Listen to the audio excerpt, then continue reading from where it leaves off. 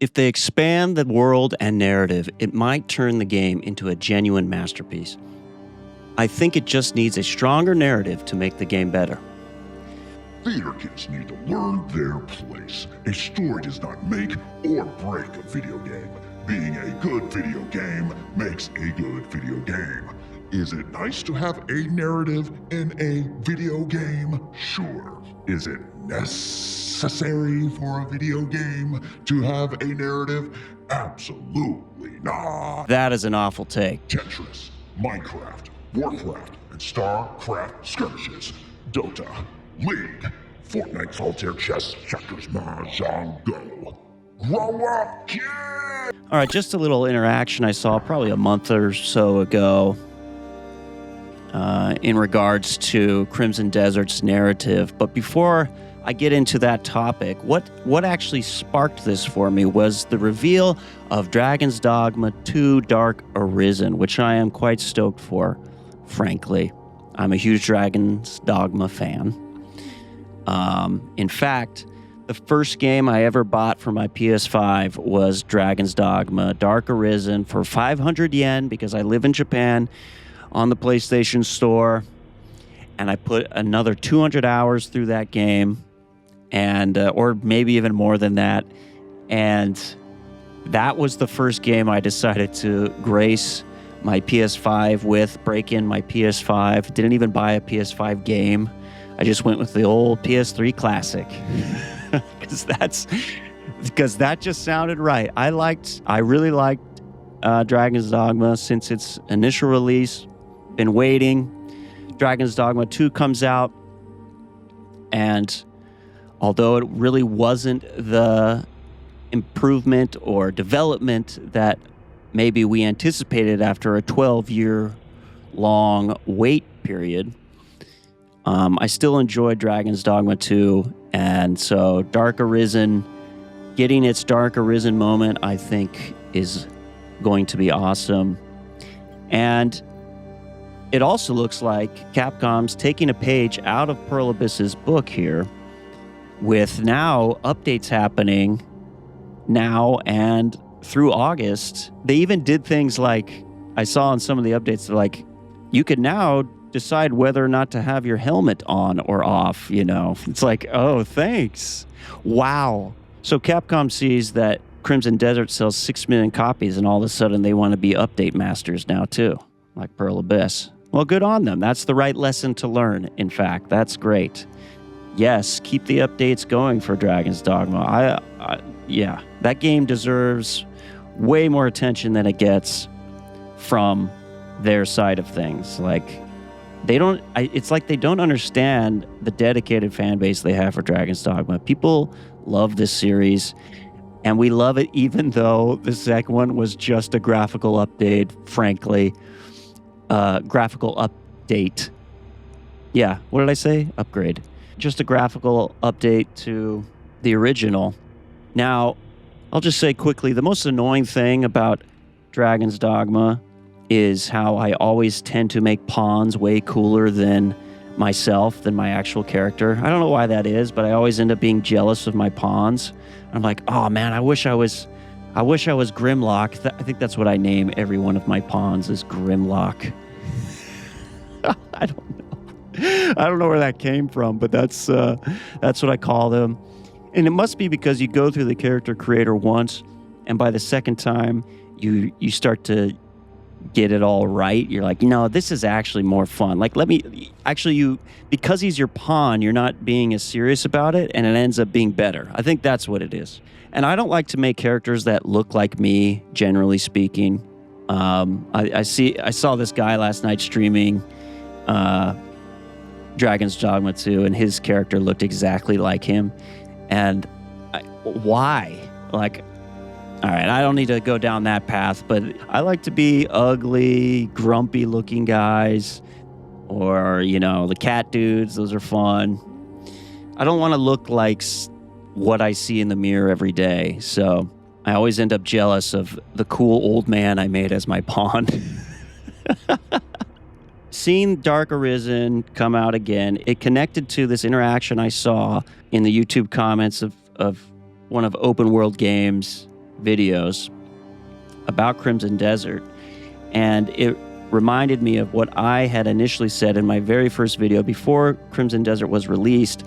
We already heard that it was not going to be this giant narrative experience like maybe a Witcher. People were saying this is not the next Witcher 3 in that regard, right? So it was already more or less understood we were not going to get a narrative like Witcher, which had me concerned, like, well, that means the best thing about Witcher is that even the side quests felt fulfilling. They felt rich, they felt well written, they had meaning to the world, they added to the lore, they added to your immersive level with the world.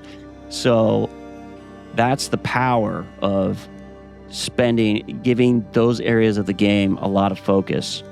And I was concerned that Crimson Desert was going to fall into what I consider a lot of the Eastern studios to be guilty of, and that's neglecting said narrative kind of side quest or narrative storytelling as a vehicle for immersion. What they do get right, which I also remarked on, what they do get right is the aesthetic of the game, the rendering, the graphical fidelity, the combat, the feel, the movements, the animations, all top tier. This is what you want. And this is where the West fails. They're just not as good at this. Their animations can sometimes look janky. I mean, you look at Skyrim and Dragon's Dogma 1. It's the same console. And yeah, the focuses are different, but that's exactly my point. That's exactly what I'm saying, is that they bifurcate the focus. Is that the right word for this situation? They separate the focuses. They don't treat them as one. And I understand, you have to pick and choose at a certain point in development of what type of game you're going for. And I guess that's just how it is, because it does seem like we can never really get both to a certain extent.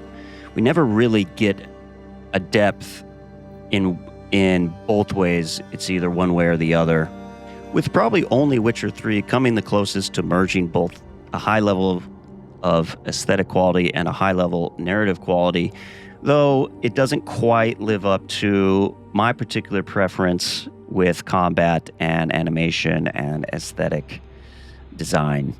Not to dog The Witcher, I love that game, one of my favorite games, but what really compelled me through the game was the narrative aspect of it, more so than, no one bought that game because it's a combat game. And granted, I'm comparing games that are 10 years apart right now, so it's not really fair. And one's really an RPG, and one's kind of not so much an RPG. It's more of a Red Dead game.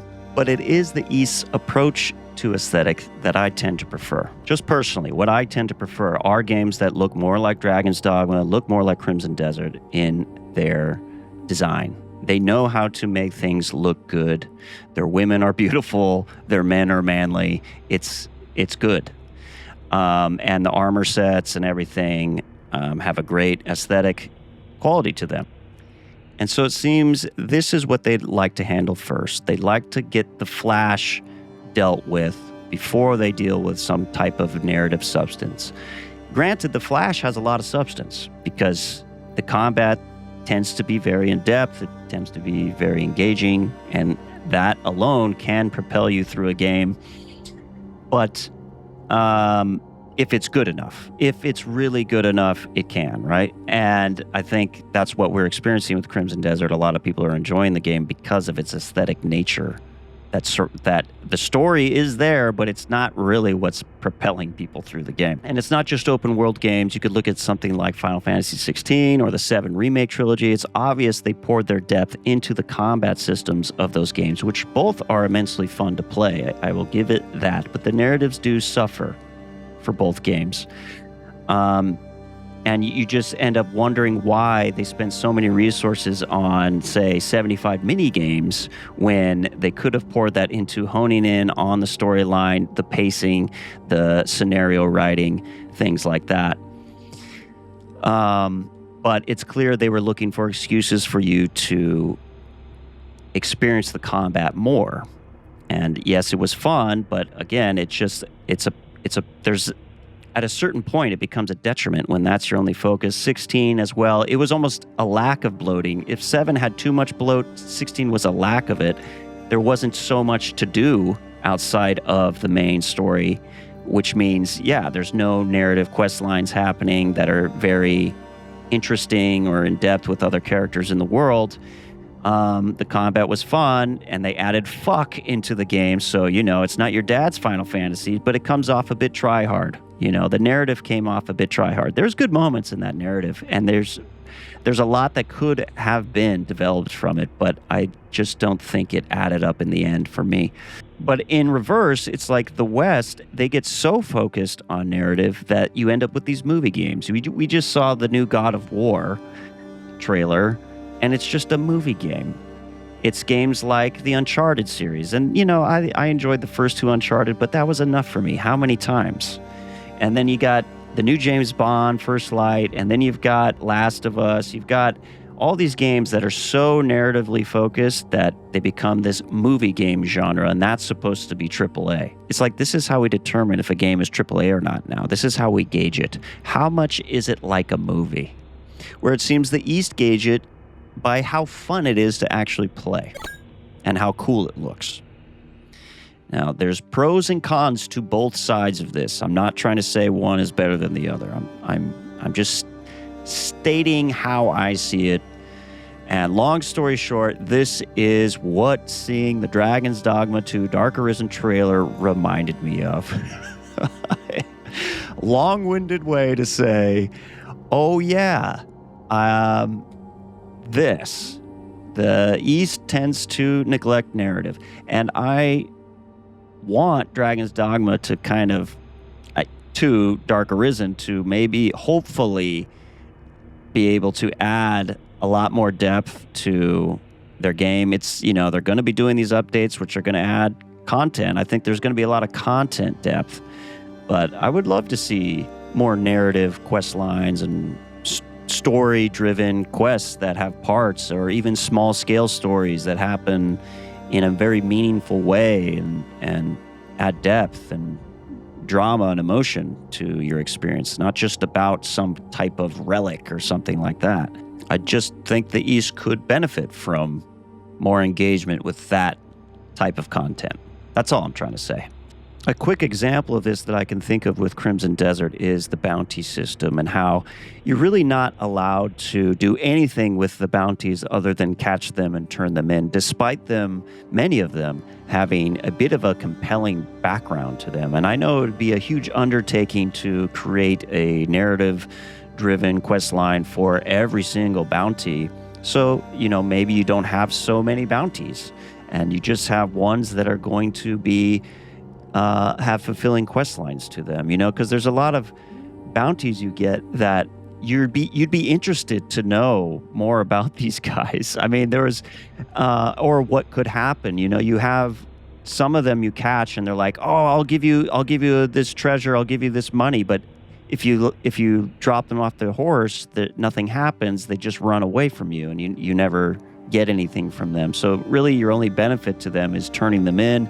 There's another one where a guy accidentally kills his friend of some kind, I think, or whatever, and he runs from town. He's hiding up in the mountains, and you have to track him down. And that alone could have been so interesting if it was developed more, and if you had the agency to choose to turn them in or not. But that's just one example of a way to enrich this world even more. That is right there. It's sitting right in front of us, but it's not being engaged with. Let's hope that maybe they will attempt something like this in the future.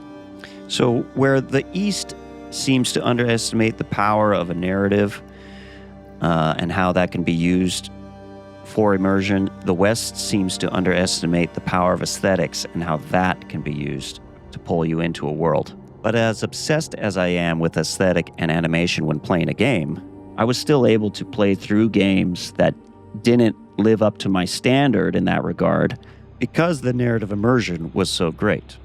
And furthermore, to say that a story does not make or break a video game, well, sure, in your case, if you're able to enjoy a game through some niche experience of it, as I already said, aesthetics and this graphical quality can do a lot of the heavy lifting for immersion. And if Crimson Desert didn't look as pretty as it does, I think that would be a detriment to its level of immersion based on the type of game that it is. And of course, I'm not saying that's all that matters or anything like that. Don't take it the wrong way. I don't think graphics are all that matters. I don't think it's all about that. I'm saying their power is this. I'm saying that's just a power that they have. It's just a quality that they have. Not necessarily that it's the most important thing, the end-all be-all, or something like that. I don't think it's all about graphics, because I still play old games, and I still like the aesthetic of old games as well. But you know what really was better back then was the focus on writing, and a lot of the narratives of the stories were interesting.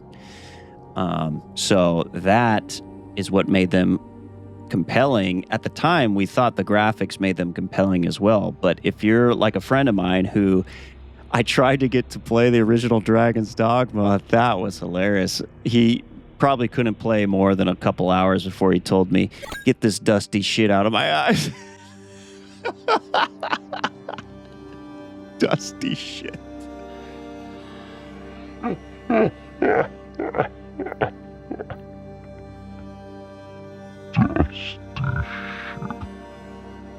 And you know, he is one of these guys that's like, you know, graphics overall. So it's kind of annoying to someone like me, a purist like myself. But at any rate, that's not what I'm saying. But I am saying that graphics, that is their compelling trait. Is that we're in a stage of gaming that if graphics are good enough, you can be compelled by them. You know, and you might say it was the same in the past, but I think it's even more so now because of the advancements. That's all. But anyway, at a certain point, after 200 hours or so, you're like, okay, but why am I doing any of this stuff? And I had a friend of mine who I got to play the game. He stopped playing the game because he was just like, I just don't know what I'm doing. I don't know why I'm doing it. And it's very contextless. And that's a shame. It's a shame because you can tell they wanted to give you that cinematic experience. And this is the difference. At least this is one of the points that makes the comparisons to Tetris, Minecraft, and all of his solitaire, chess, checkers, all these garbage comparisons, a real apples and oranges debate here, which Pearl Abyss was not offering a cinematic experience here. They didn't say, hey, theater kids need not apply. They didn't say, this game is for Tetris lovers. No, they directly appealed to the appeal of games like Witcher and Red Dead. And one of the biggest appeals of those games is not that they're RPGs or whatever. I mean, Witcher is, right? But it's that it's these giant cinematic experiences, and you can tell they put the effort into those cutscenes that they have, the limited cutscenes that they have for Crimson Desert. You can tell that they wanted you to feel that. The motion capture is amazing. The animations are on point. The voice acting is great.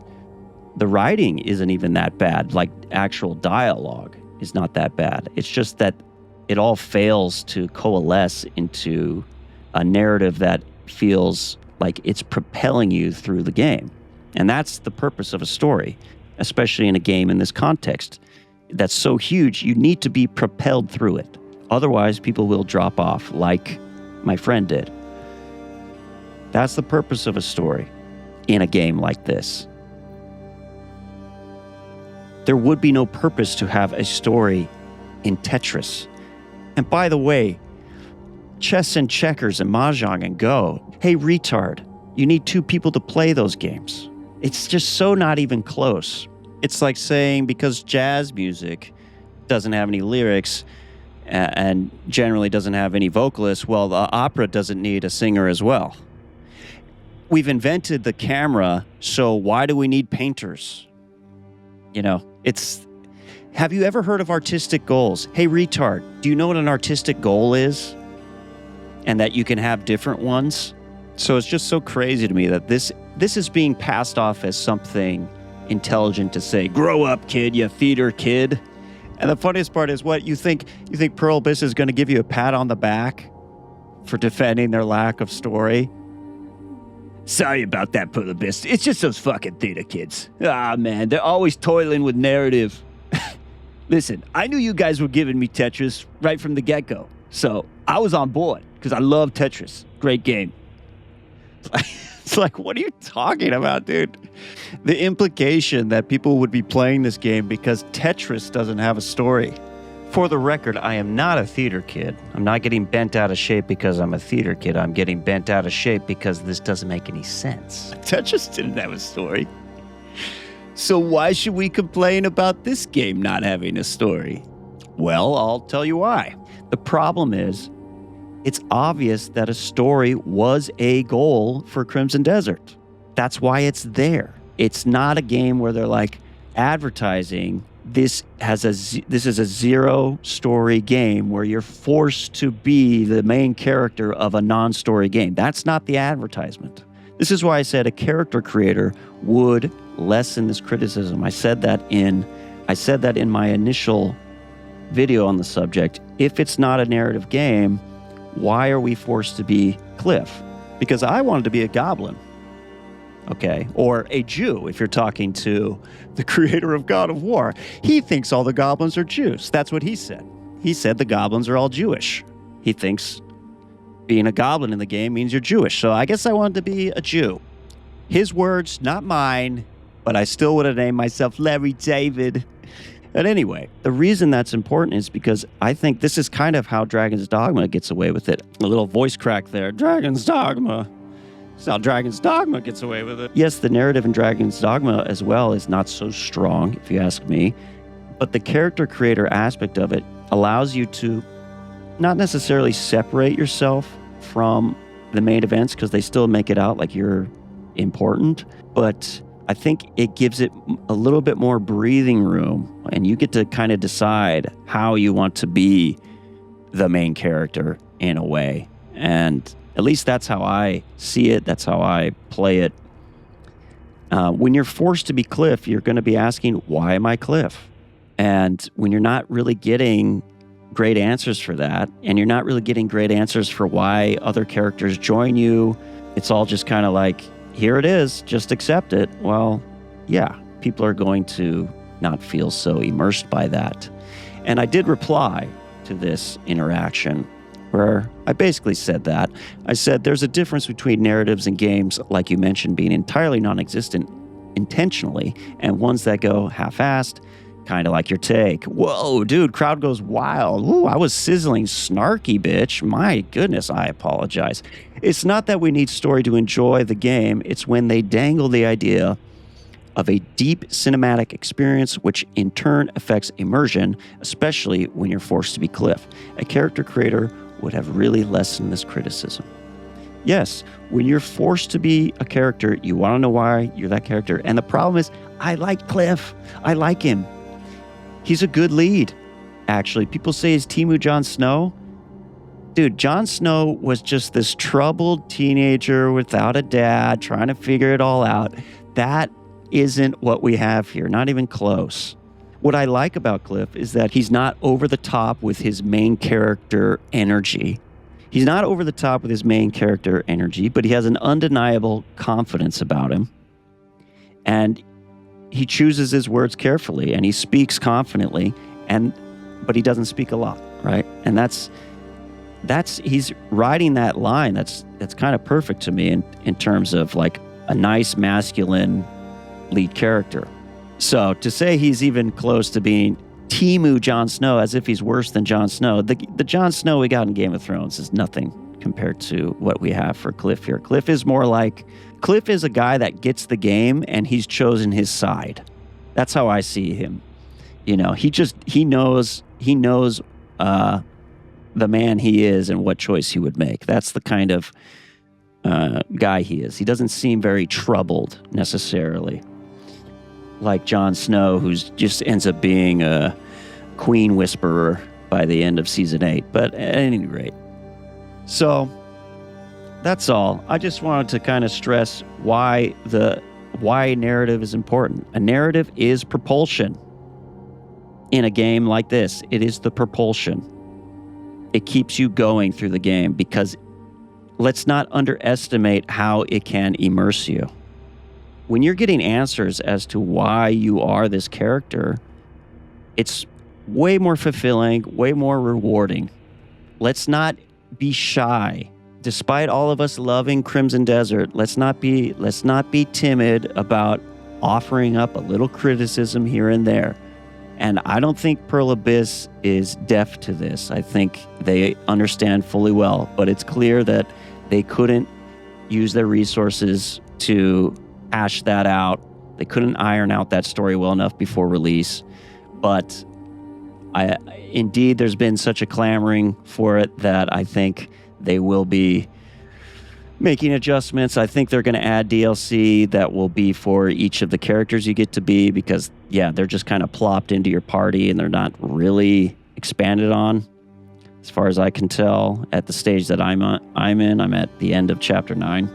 So, and Cliff hardly interacts with them, et cetera, et cetera. It's just kind of like little things here and there that could really go a long way. At any rate, very stoked on Dragon's Dogma 2. I'm not sure what I'm going to play next. There's a lot of games coming in September. What should I play until then? Because honestly, I'm at a point with Crimson Desert that I'm probably 260 hours or so. And, it's not that I'm not going to beat the game, but I've had my fill for now. And this is how I play games sometimes. I go back and forth. If it tends to be a game that's over 100 hours, the only game I went through, just put 300 hours in and, never looked back, never stopped playing was Ghost of Tsushima. Sadly, I'll probably never touch Yote, not even with a 10-foot pole. And I got one. Hey, bada bing, bada boom. All the best, people. Like, share, subscribe. Bye.